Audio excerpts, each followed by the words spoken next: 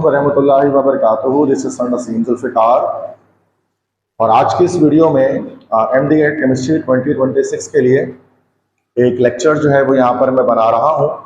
और this lecture is about chapter number 13 fundamental principles of organic chemistry.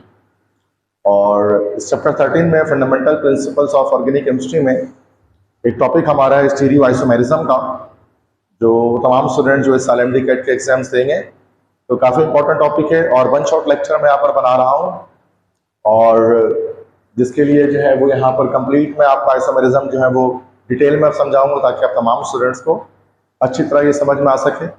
अगर आप तमाम स्टूडेंट्स को मेरे नोट्स चाहिए MD कैट के या पास पेपर्स या प्रैक्टिस MCQs FLPs किसी भी सब्जेक्ट के अगर आपको रिक्वायर है तो मेरा व्हाट्सएप नंबर नीचे शो हो रहा होगा, ठीक है, स्क्रीन पर, तो आप मुझे वहाँ पर व्हाट्सएप कर सकते हैं, ठीक है। तो चलें स्टार्ट करते हैं इस लेक्चर को। तो आज की क्लास हमारी जो है वो आइसोमेरिज्म के ऊपर है। सो व्हाट इज आइसोमेरिज्म, सबसे पहले इसको समझते हैं। तो आइसोमेरिज्म जो है बेटा वो तीन पार्ट से निकला है, तीन वर्ड से ये हमारे पास आया है, आइसो, मर और इज्म। आइसो के मतलब हमारे पास होते हैं, आइसो के मतलब हमारे पास होते हैं सेम, मर के मतलब हमारे पास होते हैं पार्ट, और इज्म के मतलब हमारे पास होते हैं फिनोमिना। तो इस तरह से हम कह सकते हैं कि सेम पार्ट फिनोमिना आइसोमेरिज्म। तो जैसे कि आप जानते हैं कि ऑर्गेनिक केमिस्ट्री के अंदर हमारे पास there are millions of organic compounds exist in this universe. तो ऑर्गेनिक कंपाउंड्स के अंदर बहुत ज्यादा डाइवर्सिटी मौजूद है और ऑर्गेनिक कंपाउंड में ये डाइवर्सिटी किस वजह से आती है, इसी आइसोमेरिज्म की वजह से, ठीक है। और तो आइसोमेरिज्म किसे कहते हैं, तो यहाँ डेफिनेशन है the organic compounds having same molecular formula but different structures is called isomerism. It's called isomers actually, ठीक है, it's called isomers. अगर आपके पास दो ऑर्गेनिक कंपाउंड ऐसे हैं जिनके फॉर्मूले तो सेम है लेकिन उनके स्ट्रक्चर्स डिफरेंट हैं तो उनको आइसोमर्स कहा जाता है। और जो फिनोमिना है ये हमारे पास आइसोमेरिज्म कहलाता है। मिसाल के तौर पर हम देखें तो C6H12O6 की बात करते हैं, C6H12O6। अब ये एक मॉलिक्यूलर फॉर्मूला हमारे पास है, अब इसके दो स्ट्रक्चर पॉसिबल है। अब ये हमारे पास फॉर्मूला ग्लूकोज का भी है, सेम यही फॉर्मूला हमारे पास बेटा किसका, फ्रक्टोज का भी है। तो हम कह सकते हैं ग्लूकोज और फ्रक्टोज एक दूसरे के आइसोमर्स हैं। तो ये आइसोमेरिज्म कहलाता है जिसमें एक ही कंपाउंड के या एक ही फॉर्मूले पर डिफरेंट 2, 3, 4 या मल्टीपल टाइप्स ऑफ कंपाउंड्स हमारे पास आते हैं, स्ट्रक्चर्स हमारे पास आते हैं, ठीक है। तो ये तो एक सिंपल सी डेफिनेशन है आइसोमेरिज्म की। तो जो ऑर्गेनिक केमिस्ट्री में होता है एक ही कंपाउंड के फॉर्मूले पर डिफरेंट स्ट्रक्चर्स हमारे पास आते हैं। और जब आइसोमेरिज्म के टाइप्स की बात करते हैं तो उसकी मेन दो टाइप्स हमारे पास आती है, स्ट्रक्चरल आइसोमेरिज्म और स्टीरियो आइसोमेरिज्म। अब इसमें क्या डिफरेंस है स्ट्रक्चरल और स्टीरियो आइसोमेरिज्म के अंदर, कि स्ट्रक्चरल आइसोमेरिज्म हम किसे कहते हैं जिसमें बॉन्ड पैटर्न हमारे पास डिफरेंट होता है, जबकि स्टीरियो आइसोमेरिज्म में क्या होता है, बॉन्ड पैटर्न तो सेम होता है लेकिन जो स्पेशियल अरेंजमेंट है वो डिफरेंट होती है। अब इसका क्या मतलब है मैं आपको समझाता हूं। मिसाल के तौर पे अगर हम एक कंपाउंड ले लेते हैं जिसका फार्मूला हमारे पास क्या है, ABCD, ये एक फार्मूला है कंपाउंड का, ठीक है। अब इसके दो तरह से बॉन्ड पैटर्न बना देते हैं, एक में A B से जुड़ा, B C से बॉन्ड बनाया, C D से बॉन्ड बनाया, एक में A ने C से बॉन्ड बनाया, फिर B से बॉन्ड बनाया, फिर उसके बाद B से बॉन्ड बनाया। अब देखिए ये दोनों जो स्ट्रक्चर्स हैं ये मॉलिक्यूलर फॉर्मूला ABCD को ही शो कर रहे हैं लेकिन इनका बॉन्ड पैटर्न जो है ना वो डिफरेंट है।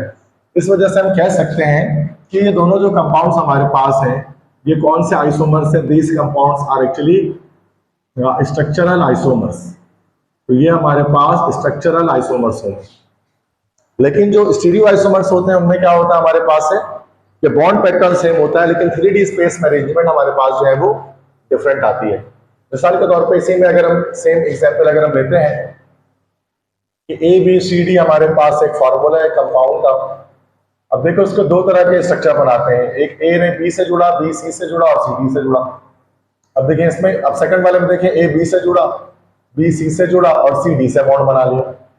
अब यहाँ पर बॉन्ड पैटर्न सेम है, ABCD की बॉन्डिंग सेम है लेकिन एक लीनियर है और एक जिगजैग है। तो इसका मतलब जो 3D स्पेस है उसमें अरेंजमेंट क्या है हमारे पास डिफरेंट है, तो उसको हम लोग स्टीरियो आइसोमर्स कहते हैं, या ये फिनोमिना स्टीरियो आइसोमरिज्म कहलाता है। ठीक है, अब आते हैं, देखो वैसे तो हमारे पीएमडीसी सिलेबस के अंदर स्टीरियो आइसोमेरिज्म का टॉपिक हमारा है, तो जो डिटेल में डिस्कस करूंगा, लेकिन थोड़ा बहुत मैं आपको स्ट्रक्चरल आइसोमेरिज्म के बारे में भी बताया था। चूंकि वन शॉट लेक्चर है, तो मैं चाहता हूँ जितने भी स्टूडेंट्स इसको देख रहे हैं पाकिस्तान के, इंडिया के, तो वो इस आइसोमेरिज्म को एक ही वीडियो के अंदर पूरी तरह से जान लें। ठीक है, और एक शॉर्ट सी वीडियो होगी, बहुत लंबी वीडियो यहाँ पर मैं नहीं बनाऊंगा।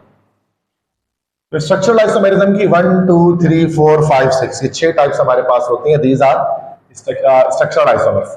पहला हमारे पास है चेन या स्केलेटल आइसोमेरिज्म, फिर है position isomerism, functional group isomerism, metamerism, tautomerism, ring chain isomerism. ठीक है, जिसमें से हमारे पास जो सिंध बोर्ड में है वो शुरू के 4 होते हैं, बाकी हमारे फेडरल बोर्ड के और पंजाब बोर्ड में हमारे पास होते हैं टॉटोमेरिज्म और रिंग चेन आइसोमेरिज्म। तो वो डिफरेंट बोर्ड्स भी मैं इसके अंदर जो है कवर अप करूंगा एमडी कैट के स्टूडेंट्स के लिए। तो सबसे पहले चेन या स्केलेटल आइसोमेरिज्म। ठीक है, अब सबसे पहले इसकी आपको डेफिनेशन याद रखनी है कि चेन आइसोमेरिज्म क्यों एग्जिस्ट करता है, किस तरह से चेन आइसोमर्स हमारे पास बनते हैं। ठीक है, तो ये किस वजह से बनते हैं, सिंपल हम यहाँ लिख देते हैं कि due to the change in number of carbon atoms in parent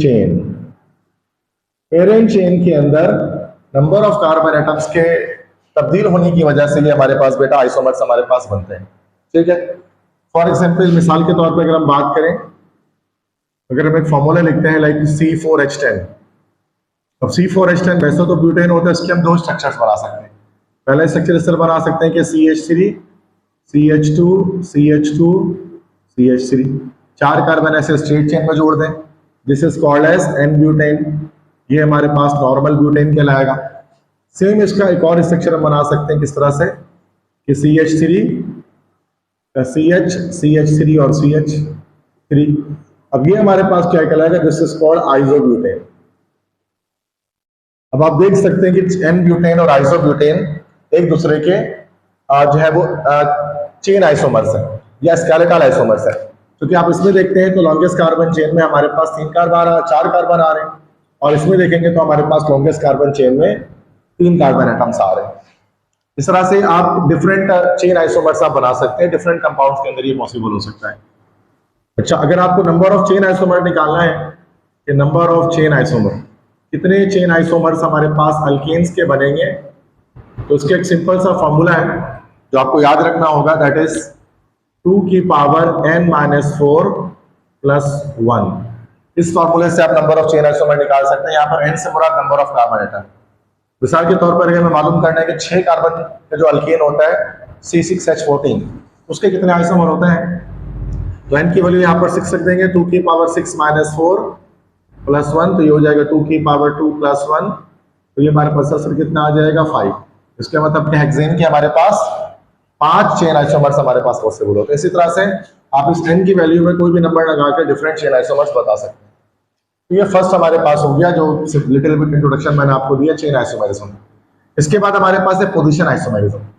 position isomerism किस वजह से या पोजीशन आइसोमर्स किस तरह से बनते हैं कि due to the change in position of functional group. अगर आप फंक्शनल ग्रुप की पोजीशन को चेंज करें तो उसके नतीजे में जो आइसोमर हमारे पास बनेगा वो पोजीशन आइसोमर कहलाएगा, पोजीशन ऑफ फंक्शनल ग्रुप के चेंजिंग की वजह से। अब इसकी मिसाल में लेता हूं, मिसाल के तौर पे CH2 double bond CH CH2 CH3। अब आप देख सकते हैं कि ये कंपाउंड हमारे पास क्या, दिस इज कॉल्ड 1 ब्यूटीन। इसी तरह से अगर मैं इस तरह से बना दूं CH3 CH double bond CH CH3, अब ये कंपाउंड हमारे पास क्या हो गया, this is called as 2 butene. तो 1 ब्यूटीन 2 ब्यूटीन क्या हो गया बेटा, एक दूसरे के चेन आइसोमर्स हो गए। ठीक है, बिल्कुल इसी तरह से अगर हम और भी एग्जांपल ले सकते हैं, अल्कोहल में एल्डिहाइड, मतलब किसी भी कंपाउंड में ले सकते हैं। ठीक है, जैसे कि अगर हम ले लेते हैं CH3 CH2 CH3, यहाँ पर जो है वो हम क्या कर लें कि CH2 करके एक Cl लगा लें। देखिए स्ट्रक्चर हमारे पास आ गया। एक में क्या करें CH3 CHCl CH3. अब अब यहाँ पर आप देख सकते हैं ये पहला कंपाउंड हमारे पास this will be called as 1 chloropropane. देखो दूसरा कंपाउंड जो हमारे पास this is called as 2 chloropropane. अब यहाँ अगर आप देखें तो ये लॉन्गेस्ट कार्बन चेन में फर्स्ट कार्बन पर फंक्शनल ग्रुप Cl हमारे पास ये फंक्शनल ग्रुप ये अटैच है, लेकिन सेकंड में देखेंगे तो ये हमारे पास सेकंड कार्बन पर क्लोरीन अटैच है. तो 1 क्लोरोप्रोपेन 2 क्लोरोप्रोपेन क्या है, एक दूसरे के पोजीशन आइसोमर्स है, जिसमें चेंज इन पोजीशन की वजह से यहाँ पर डबल बॉन्ड की पोजीशन चेंज हो रही थी और यहाँ पर Cl जो हमारा हैलोजन ग्रुप है उसकी पोजीशन चेंज हो रही है. तो ये पोजीशन आइसोमेरिज्म कहलाता है. थर्ड हमारे पास है फंक्शनल ग्रुप आइसोमेरिज्म. ये किस वजह से होता है, it is due to the change in functional group of 2 organic compounds. 2 organic compounds में जो फंक्शनल ग्रुप लगा है उनमें चेंजिंग की वजह से हमारे पास फंक्शनल ग्रुप आइसोमेरिज्म आता है. तो फंक्शनल ग्रुप आइसोमेरिज्म कुछ मशहूर कंपाउंड जिनमें एग्जिस्ट करते हैं वो मैं लिख देता हूं यहाँ पर. एक तो अल्कोहल एंड ईथर, अल्कोहल और ईथर में एग्जिस्ट करेगा. इसी तरह से एल्डिहाइड एंड कीटोन, ये एक दूसरे के फंक्शनल ग्रुप आइसोमर होते हैं. इसी तरह से कार्बोक्सिलिक एसिड एंड एस्टर, ये एक दूसरे के फंक्शनल ग्रुप आइसोमर्स होते हैं. अब मैं यहाँ पर एक एग्जांपल आपको दे देता हूं, जैसे कि मैं यहाँ पर अल्कोहल एंड ईथर वाले एग्जांपल्स आपको समझा देता हूं कि C3H6O, ठीक है, या C2H6O. अब यहां पर अगर हम इसमें 2 कंपाउंड इसके मैं बनाता हूं सेम फॉर्मूले से. एक बना लेता हूं CH3OCH3 और एक बना लेता हूं C2H5OH. आप देख सकते हैं बेटा कि यहां पर हमारा जो फंक्शनल ग्रुप है वो ईथर का अल्कोक्सी या मिथॉक्सी ग्रुप मौजूद है और यहां पर अल्कोहल का हाइड्रोक्सी ग्रुप मौजूद है. तो ये जो कंपाउंड हमारे पास हो गया this is called as dimethyl ether. और ये जो कंपाउंड हमारे पास आ गया this is called as ethanol. तो ये दोनों एक दूसरे के क्या हो गए, फंक्शनल ग्रुप आइसोमर, बिकॉज इन दोनों के फंक्शनल ग्रुप में आप देख सकते हैं चेंजिंग है. सेम इसी तरह से एल्डिहाइड और कीटोन, कार्बोक्सिलिक और एस्टर, इसकी एग्जांपल भी हम ले सकते हैं. ठीक है, तो ये सेकंड टाइप है. थर्ड टाइप हमारे पास है मेटामेरिज्म. मेटामेरिज्म किस वजह से आता है, due to the change in distribution of alkyl radical on both sides of functional group. अगर किसी फंक्शनल ग्रुप के दोनों तरफ रेडिकल्स अटैच है तो उनकी चेंज इन डिस्ट्रीब्यूशन की वजह से हमारे पास जो आ सकता है एक तरह से जो आइसोमेरिज्म, वो मेटामेरिज्म कहलाता है. अब ये मेटामेरिज्म किस में एग्जिस्ट करता है भाई, ये आपको ईथर्स में मिलेगा, ये आपको ईथर्स के अलावा आपको ये कीटोन के अंदर मिलेगा, कीटोन के अंदर के अलावा ये आपको एस्टर के अंदर भी मेटामेरिज्म देखने को मिलेगा. अब मैं इसकी एग्जांपल देता हूं, देखो C4H10O. अब ये एक एग्जांपल है C4H10O. इसके मैं 2 स्ट्रक्चर बना सकता हूं. एक बना लेता हूं C2H5O, this is diethyl ether. एक बना लेता हूं CH3O, C3H7. अब देखें बेटा इस दोनों कंपाउंड में कि ये हमारा जो ऑक्सीजन है this is the functional group of ether. अब इसमें देखें दोनों तरफ जो डिस्ट्रीब्यूशन हुई है 2 कार्बन की है और यहाँ 1 और यहाँ 3 कार्बन की है. तो ये दोनों का फॉर्मूला सेम है लेकिन स्ट्रक्चर अलग हो रहा है. तो ये किस तरह का स्ट्रक्चरल आइसोमर है भाई, मेटामर है या मेटामेरिज्म इसको हम कहते हैं. ठीक है, नेक्स्ट इसके बाद हमारे पास है टॉटोमेरिज्म. अच्छा, टॉटोमेरिज्म जो हमारे पास होता है ये हमारा फेडरल बोर्ड में होता है, FTP में होता है, फेडरल टेक्स्ट बुक बोर्ड में है. तो सिंध बोर्ड के अंदर तो ये नहीं है, लेकिन मैं यहाँ पर चूंकि आपको कंप्लीट डिटेल्स बता रहा हूं दैट्स व्हाई यहां पर मैं इसको भी देखूंगा. ठीक है, अब चले देखते हैं टॉटोमेरिज्म किससे कहा जाता है. टॉटोमेरिज्म किस वजह से आता है, इट इज ड्यू टू, यहां आगे लिख देता हूं, due to the shifting of hydrogen की शिफ्टिंग की वजह से टॉटोमेरिज्म जो है वो होता है. ठीक है, अब इसकी सबसे मशहूर मिसाल जो है ना वो टॉटोमेरिज्म में कीटोइनॉल टॉटोमेरिज्म जिसको हम कहते हैं वो बड़ी मशहूर है.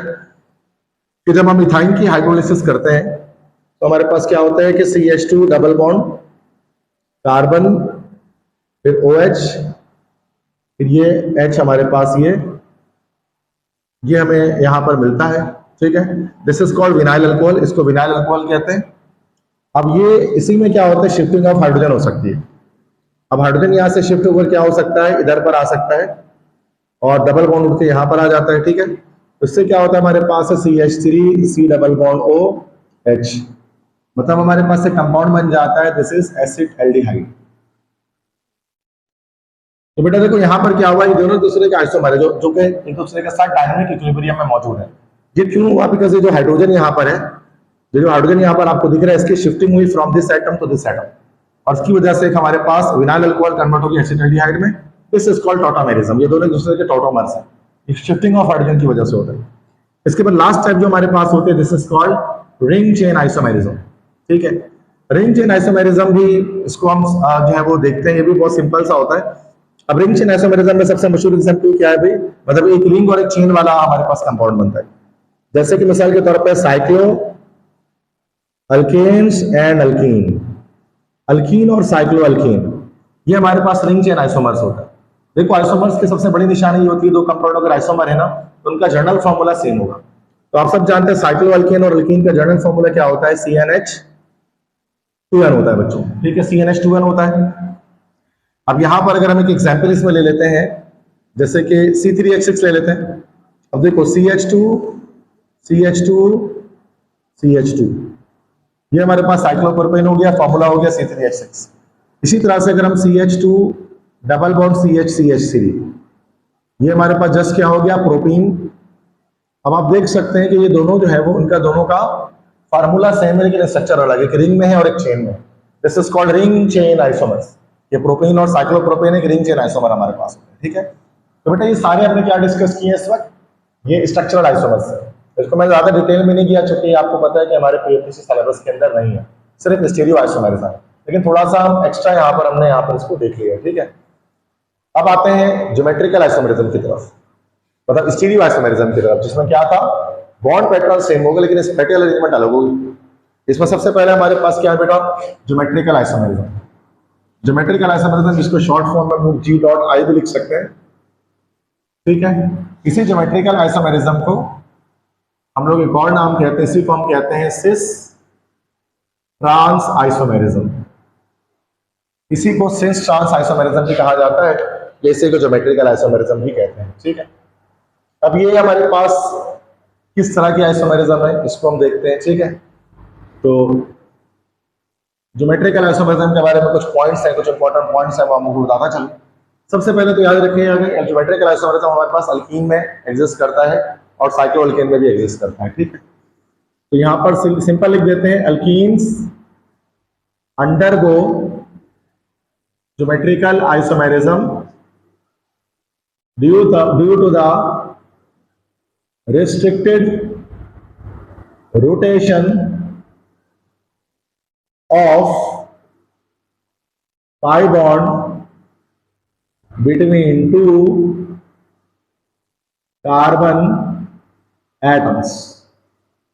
याद रखिएगा कि अल्कीन में ये जो हमारे पास अल्कीन होता है, जिसमें कार्बन कार्बन डबल बॉन्ड हमारे पास एग्जिस्ट करता है या पाई बॉन्ड एग्जिस्ट करता है। अब इस पाई बॉन्ड की रोटेशन हमारे पास रिस्ट्रिक्टेड होती है, इस वजह से अल्कीन्स के अंदर हमारे पास क्या होता है बेटा, ज्योमेट्रिकल आइसोमेरिज्म हमारे पास पाया जाता है। ठीक है, लेकिन तमाम अल्कीन्स में नहीं होता, सब अल्कीन्स, इस पर बात अभी हम करेंगे थोड़ी देर में। ठीक है,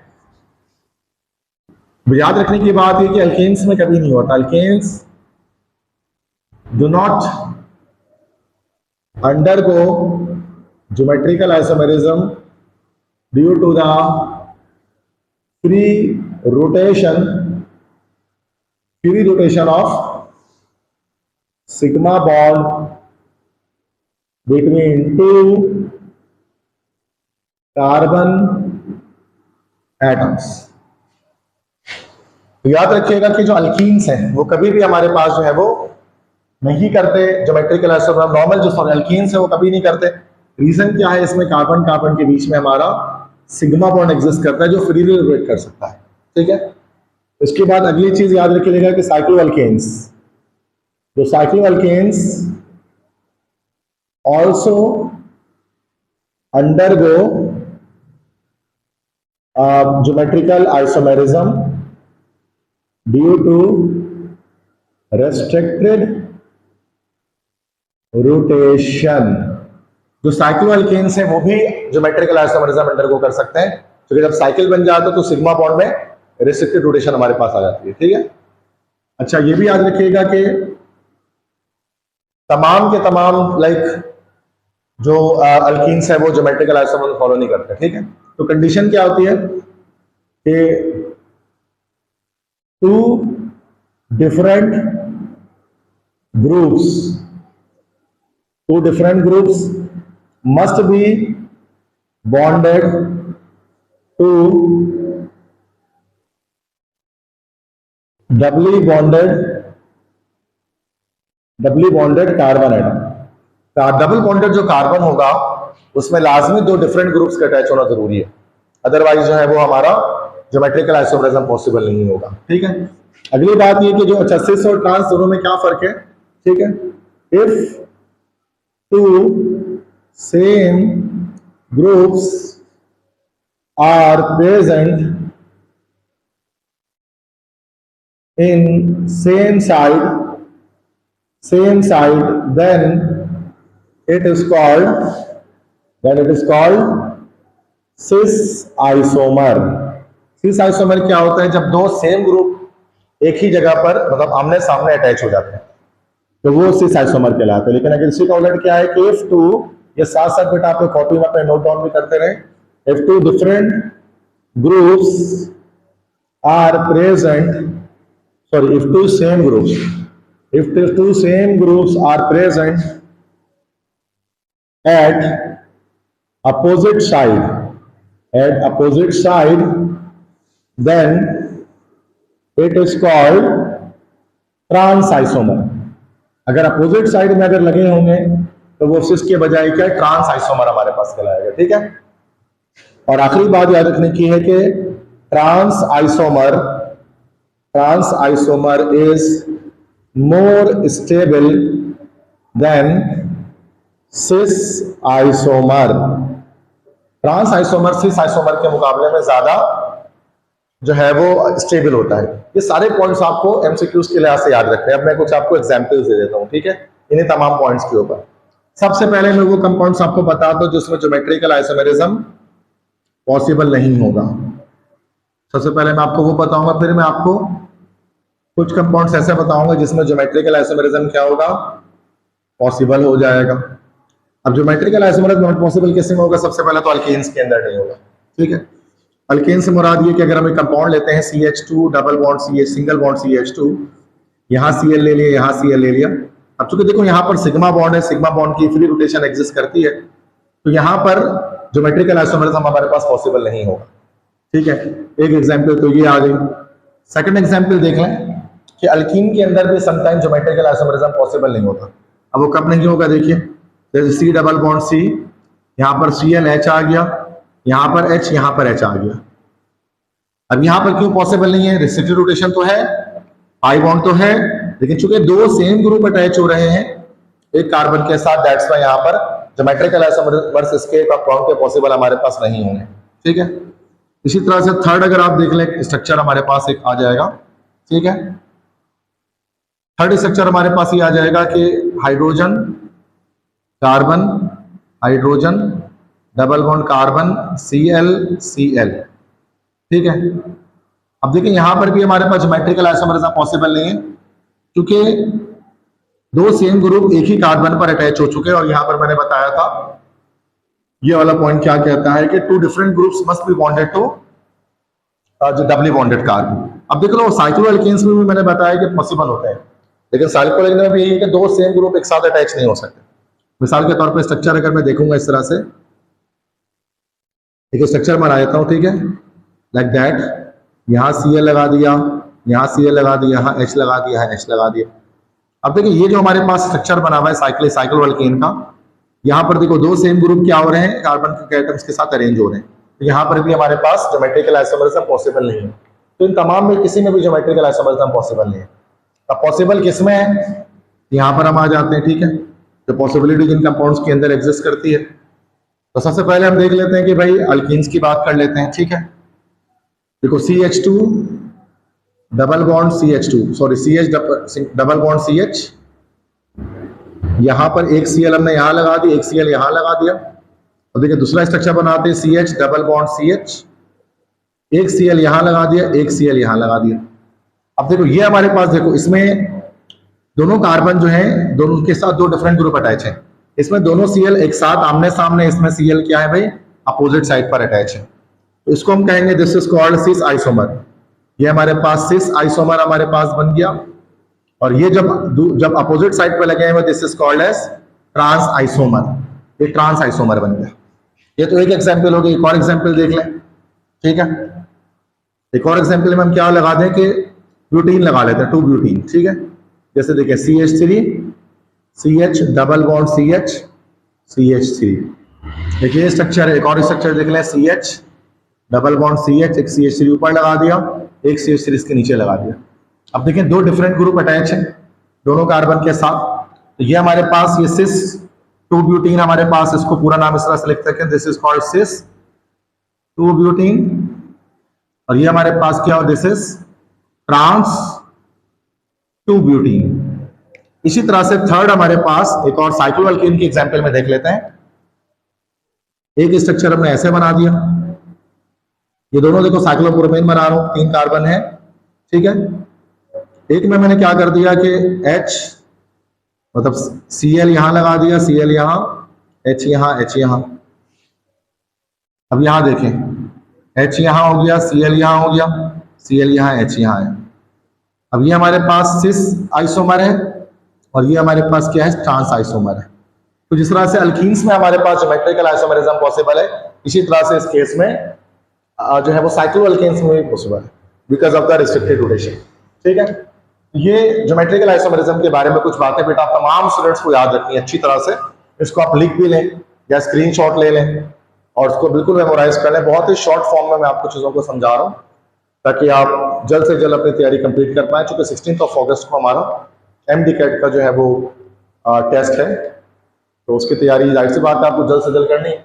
लास्ट इसके बाद मैं डिस्कशन करूंगा, it is about optical isomerism. इसको ऑप्टिकल आइसोमेरिज्म भी कहा जाता है, इसको DL आइसोमेरिज्म भी कहते हैं, DL आइसोमेरिज्म इसको कहा जाता है, ऑप्टिकल आइसोमेरिज्म इसको कहा जाता है।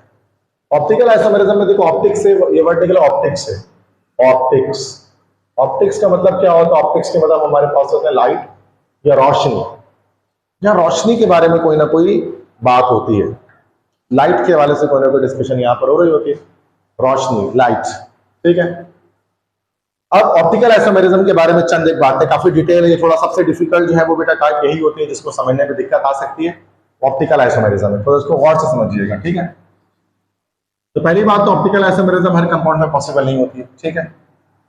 तो it is only possible in optically active organic compounds. तो ऑप्टिकल आइसोमेरिज्म जो है वो सिर्फ और सिर्फ ऑप्टिकली एक्टिव ऑर्गेनिक कंपाउंड्स के अंदर जो है वो एग्जिस्ट करता है, वो ऑर्गेनिक कंपाउंड जो ऑप्टिकली एक्टिव होते हैं, ठीक है। अब ऑप्टिकली एक्टिव ऑर्गेनिक कंपाउंड्स क्या है भाई, तो दोस compounds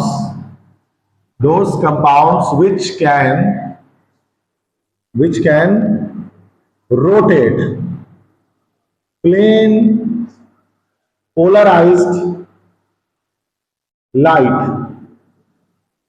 are called optically active organic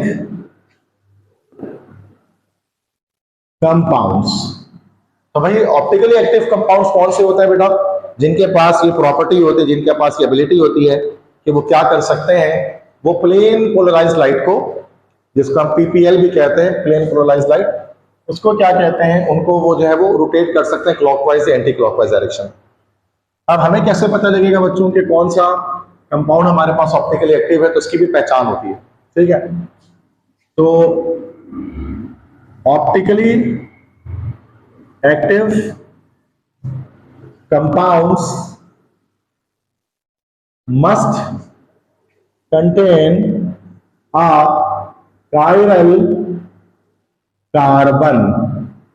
देखो ऑप्टिकली एक्टिव कंपाउंड जितने भी होते हैं ना, उसमें लाजमी हमारे पास क्या चीज पाई जाती है, एक कायरल कार्बन पाया जाता है। जैसे हम ये भी कह सकते हैं कायरल कार्बन पाया जाता है, या फिर ये कह सकते हैं कि उसके अंदर, उस मॉलिक्यूल के अंदर कायरलिटी पाई जाती है। ठीक है, अब कायरल कार्बन क्या होता है, आप लिखेंगे ये पूछेंगे कि sir what this chiral carbon is, chiral carbon क्या है। तो यहां पर सिंपल इसकी डेफिनेशन क्या है कि the carbon which is bonded to 4 different groups is called chiral carbon। ऐसा कार्बन जो 4 अलग अलग ग्रुप के साथ बॉन्ड बनाया हुआ हो, 4 अलग अलग ग्रुप के साथ अटैच हो, उसको हम लोग कायरल कार्बन कहते हैं। ठीक है, अब कायरल कार्बन से मुराद मैं इसकी एग्जांपल बना देता हूं। मिसाल के तौर पे देखें, ये कार्बन हमारे पास है और इसके 4 ग्रुप्स है ना, एक तरफ ये Cl से मिला, एक तरफ ये OH से मिला, एक तरफ ये CH3 से मिल रहा है, एक तरफ मान लेते हैं कि इसमें NO2 लगा हुआ है। तो ये जो कार्बन हमारे पास आ रहा है ना बेटा, ये मिडिल वाला कार्बन, ये कायरल कार्बन है। कायरल कार्बन है, या इसको हम कह सकते हैं ये हमारा एक एसिमेट्रिक कार्बन है। अब जो एसिमेट्रिक कार्बन होता है, जो 4 डिफरेंट ग्रुप से अटैच होता है, उसको कायरल कार्बन कहते हैं। ठीक है, तो इसको डिनोट किससे किया जाता है, chiral carbon is denoted by, C लिखते हैं और सी के ऊपर स्टार लगा देते हैं, सी स्टार से शो करते हैं, या सी एस्टेरिस्क से इसको शो किया जाता है। ठीक है, और कायरल कार्बन को sp3 हाइब्रिडाइज होना जरूरी है। Chiral carbon must be sp3 hybridised,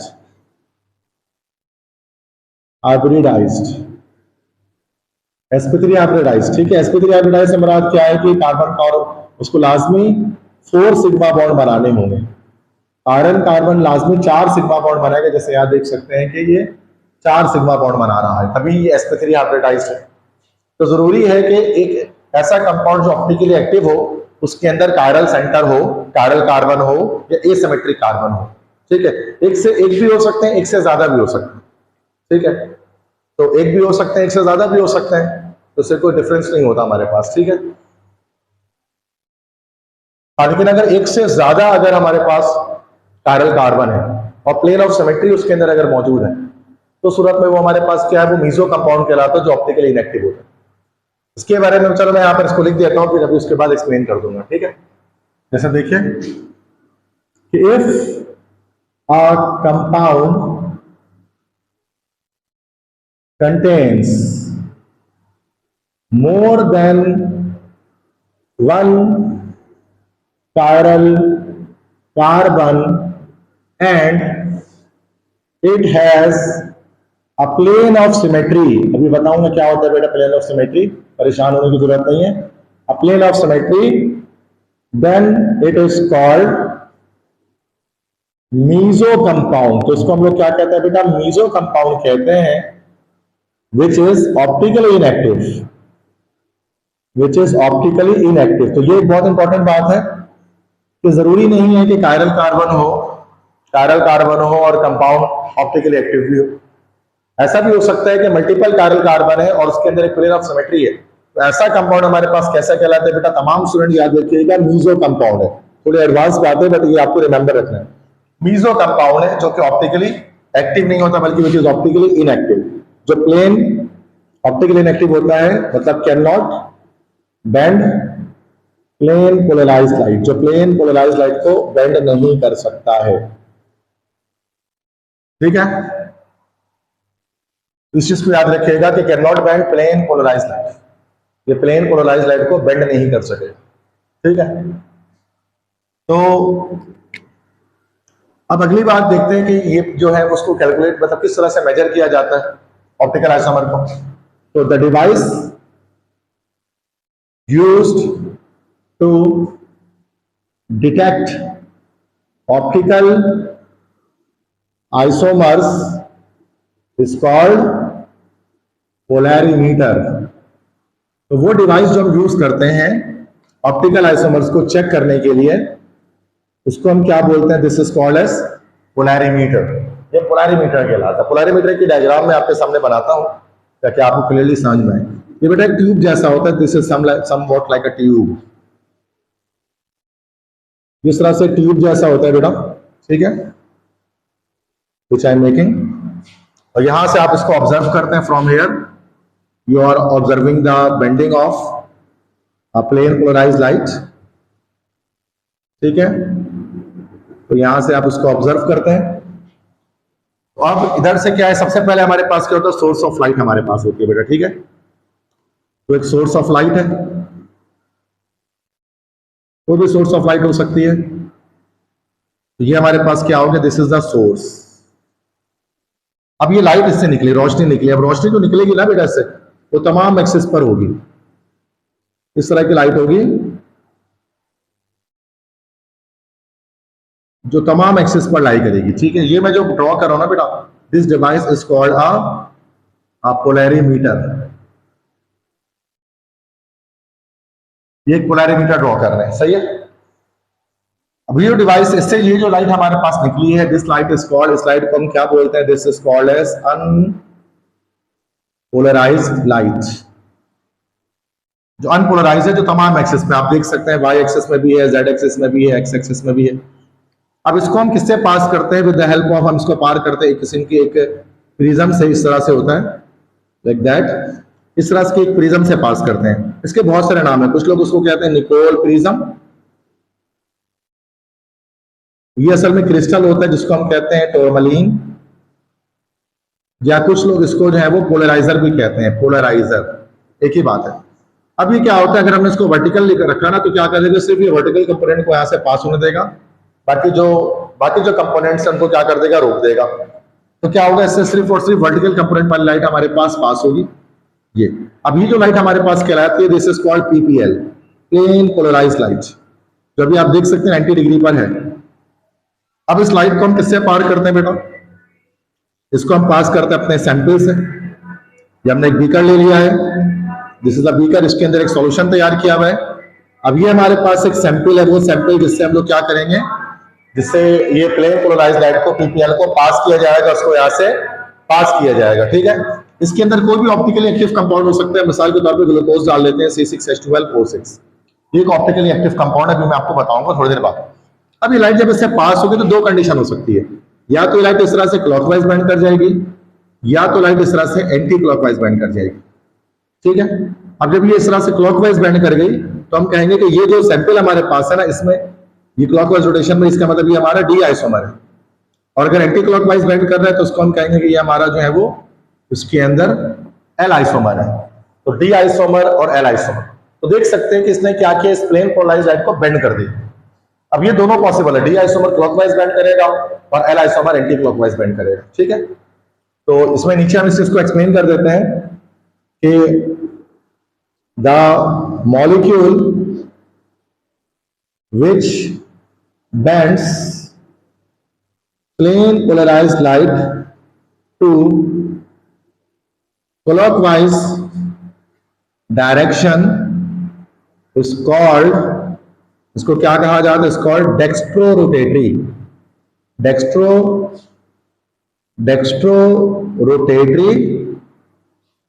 और डी आइसोमर इसको हम कहते हैं। और इसी का रिवर्स क्या हो जाएगा कि द मॉलिक्यूल जो एंटी क्लॉकवाइज बेंड करता है, the molecule which bends plane polarized light to counter clockwise या anti clockwise direction is called laevo rotatory, इसको कहते हैं लेवो रोटेटरी या फिर एल आइसोमर इसको कहा जाता है, ठीक है। और एक और बात याद रखिएगा कि the pair of D and L isomer is called enantiomers. तो डी और एल आइसोमर जो हमारे पास होते हैं ना, उनका जो पेयर हमारे पास होता है, जैसे ग्लूकोज डी, ग्लूकोज एल, इनको हम लोग क्या बोलते हैं, दे आर कॉल्ड एज इनैंशियोमर्स, ठीक है। अब देखिए, अब हम कुछ चीजें यहाँ पर कंपाउंड यहाँ पर एक एस्टैब्लिश करता हूँ, इनैंशियोमर की एक एग्जांपल मैं आपको देता हूँ, ठीक है। तो मैं इस तरफ आ जाता हूँ ताकि आप शायद क्लियरली देख सकें, ठीक है। अब यहाँ पर अगर हम देखते हैं एक कंपाउंड में आपको बनाता हूँ एनेंशियोमर के लिहाज से, लाइक ग्लूकोज का मॉलिक्यूल यहाँ पर हम फॉर्म करते हैं, ठीक है। अब देखिए ग्लूकोज का स्ट्रक्चर किस तरह सा होता है। ग्लूकोज का फॉर्मूला होता है C6H12O6, C6H12O6।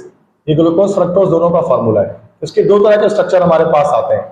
इसका एक ओपन स्ट्रक्चर भी आता है, इसका हमारे पास एक क्लोज स्ट्रक्चर भी बन रहा होता है रिंग शेप में, ठीक है। तो जो क्लोज स्ट्रक्चर होता है हमारे पास इसका ग्लूकोज का, फ्रक्टोज का, इसको हम दो तरह से कहते हैं कि हमारे पास कहलाता है पायरानोस, पायरानोस, और एक हमारे पास कहलाता है फ्यूरानोस। अब पायरानोस में हमारे पास ये पायरान जैसे स्ट्रक्चर होता है, 6 मेंबर्ड रिंग होती है, जबकि फ्यूरानोस में 5 मेंबर्ड रिंग होती है। यहाँ पर मैं इसको ओपन स्ट्रक्चर बना रहा हूँ, क्लोज स्ट्रक्चर नहीं, ठीक है। वो आप प्री मेडिकल के स्टूडेंट्स हैं उसके क्लोज स्ट्रक्चर को भी जानते होंगे, ठीक है। अब देखिए सबसे पहले हम यहाँ पर क्या करेंगे कि ग्लूकोज का स्ट्रक्चर बना रहा हूँ।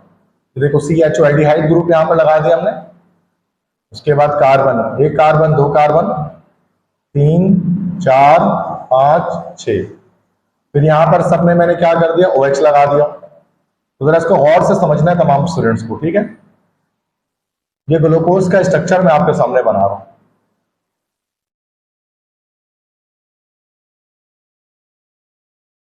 अब यहां पर आप देखिएगा कि बेटा इसमें, यहां पर अगर आप इसके अंदर बात करें तो लाइक ये जो स्ट्रक्चर हमारे पास है ओवरऑल, ठीक है, ये ग्लूकोज है, C6H12O6 हमारे पास ये हो रहा है, ठीक है। अब यहाँ कायरल कार्बन चेक करें, कितने कायरल कार्बन है। तो जरा इसको देखिएगा, समझिएगा। ये कार्बन अगर हम देखिए पहला वाला ना, तो इसमें देखिए 4 अलग अलग ग्रुप से अटैच है, तो ये हमारा पहला वाला कायरल कार्बन है। लास्ट वाले देखेंगे तो 2 हाइड्रोजन सेम है, तो ये हमारा कायरल नहीं है, ठीक है, सिर्फ ये पहला वाला। अच्छा, इसको जब हम देखें तो ये इधर H से, इधर पे OH है, इधर पे ये CHOH से अटैच है, इधर पे ये CH2OH से अटैच है, ठीक है। तो यहां पर अगर हम देखें, यहां पर एक तो हमारे पास कायरल कार्बन है ऊपर सबसे टॉप पर, ठीक है, नीचे हमारा कायरल हमारे पास नहीं है। अब बाकी हम यहाँ पर 3 को देखते हैं कि तीनों में से कायरल कौन सा है, ठीक है। इसको चेक करेंगे तो क्या ये 4 डिफरेंट ग्रुप से अटैच है, ठीक है। देखो H है, फिर ये OH है, फिर ये CHOH है, फिर ये अगले कार्बन से अटैच है। तो ये भी इस तरह से CHOH है, अगले कार्बन से अटैच है, ठीक है। तो यहाँ पर हमारे पास देखा जाए तो इसमें स्टार्ट से लेकर एंड तक हम यहाँ पर चेक कर रहे हैं कि कितने कायरल कार्बन ग्लूकोज के अंदर एग्जिस्ट करते हैं, ग्लूकोज के अंदर हमारे पास मौजूद होते हैं, ठीक है। तो अभी ये स्टार्ट में अगर हम देखें तो यहाँ पर हमारे पास एक जो है वो ये वाला कायरल कार्बन हमारे पास है, और दूसरा कायरल कार्बन ये रहा, ठीक है। तो ग्लूकोज में हमारे पास जो है 2 एसिमेट्रिक कार्बन या 2 कायरल कार्बन हमारे पास एग्जिस्ट करते हैं, ठीक है। अब ये हमारे पास सारे OH आप देख सकते हैं यहाँ पर हमारे पास राइट साइड पर है। अगर हम इसको लेफ्ट साइड में कर दें, अगर हम एक स्ट्रक्चर ऐसा बनाए जिसमें OH हमारे पास राइट जो है वो लेफ्ट साइड पे, ये दोनों OH हमारे पास लेफ्ट साइड पर आ जाए, जैसे कि CHO, फिर 1 2 3 4 5 6। अब देखिए ये दोनों OH को हमने क्या कर दिया, लेफ्ट साइड पर कर दिया। बाकी ये पूरा वैसे ही छोड़ने वाले मसला नहीं है, ठीक है।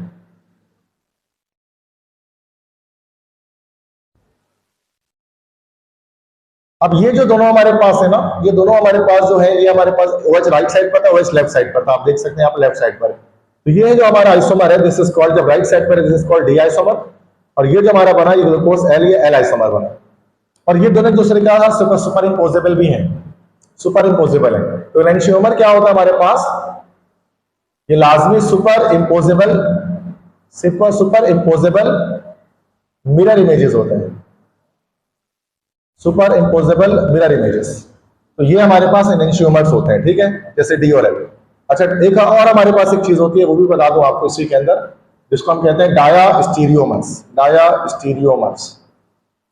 अब डायास्टीरियोमर्स हमारे पास क्या होते हैं भाई, ये भी हमारे पास ऑप्टिकल आइसोमर्स होते हैं, लेकिन ये क्या होते हैं, non superimposable mirror images होते हैं, non superimposable mirror images.